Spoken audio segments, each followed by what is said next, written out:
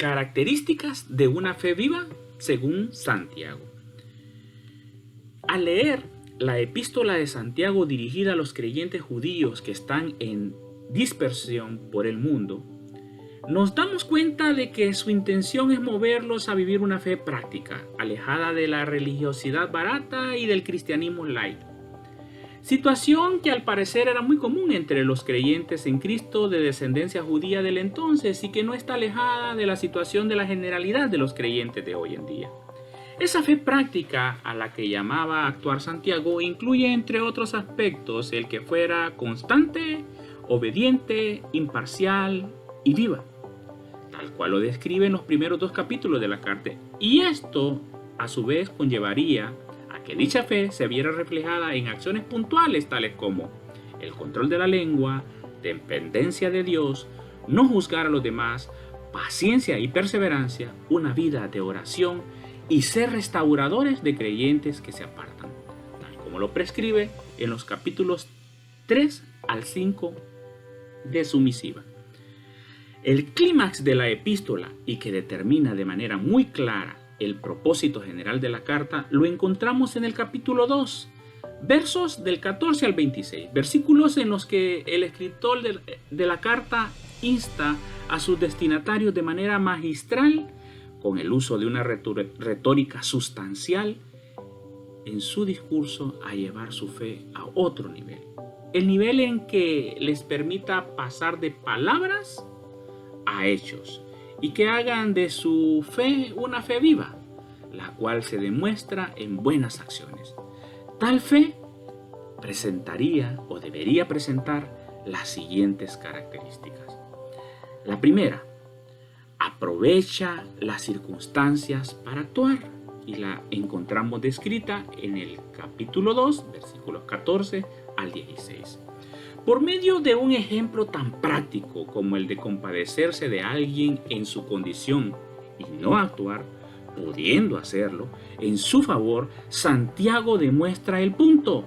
Alguien que tiene fe aprovecha las circunstancias para poder actuar en favor de los que la necesitan. El hacer lo contrario es mera religiosidad y tal cosa, dice el apóstol, ¿de qué aprovecha?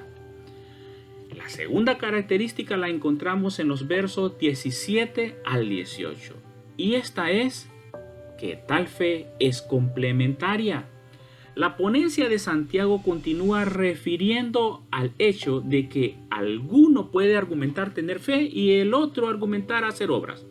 La una sin la otra es muerta en sí misma, dice, y lo resalta en el versículo 17. Tal es el caso de los creyentes, que argumentan el tener lo uno sin necesitar lo otro.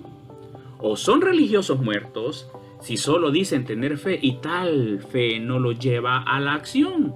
O son activistas muertos en delitos y pecados, dice la palabra en Efesios 2:1, si solo hacen acciones pero que no son producto de su fe. La tercera característica la encontramos en los versículos 19 al 20 del capítulo 2. Y es que esta fe no le basta solo creer. Esa de solo creer la hace inútil. Por medio del ejemplo de los demonios que creen y tiemblan, Santiago sienta la constancia de que el solo creer por fe no les hace salvos. Tal fe hace de los hombres vanos, con una fe inútil y muerta. Es la condición del creyente que tiene su cabeza llena de prescripción teológica muy bien fundamentada, como el hecho de creer en Dios que es uno. Eso es bueno, pero no suficiente si tales conocimientos no nos mueven a actuar en consecuencia de lo que creemos. La cuarta y última característica la encontramos en los versos del 21 al 25 del capítulo 2. Y esta dice que esta fe sigue el ejemplo. ¿No habría mejor forma de que los destinatarios judíos de la carta de Santiago cayeran en cuenta del sentido del mensaje que ejemplificándolo con la vida y obra de personajes totalmente conocidos y celebrados por ellos, como lo fueron el padre Abraham, y Rahab la ramera. De Abraham, la fe abunda en abundancia, cuando ofreció a su hijo Isaac sobre el altar. De Rahab, la fe abunda en lealtad, cuando recibió a los mensajeros y los envió por otro camino. La obediencia y la lealtad son acciones producidas por la fe que nos mueven a hacer obras que nos son contadas por justicia. En conclusión, Santiago termina su discurso inicial enfatizando que la fe sin obras está muerta. Eso lo dice contundentemente en el versículo 26 de este capítulo 12. Así como el espíritu sin el cuerpo. Contundente y muy explícito con poner en el imaginario del destinatario lo inservible que es un cuerpo inerte y muerto, sin aliento, para referenciar lo que sería una fe sin resultados, por al contrario de lo que sería una fe viva, reflejada en acciones producto de nuestra obediencia y lealtad a Dios.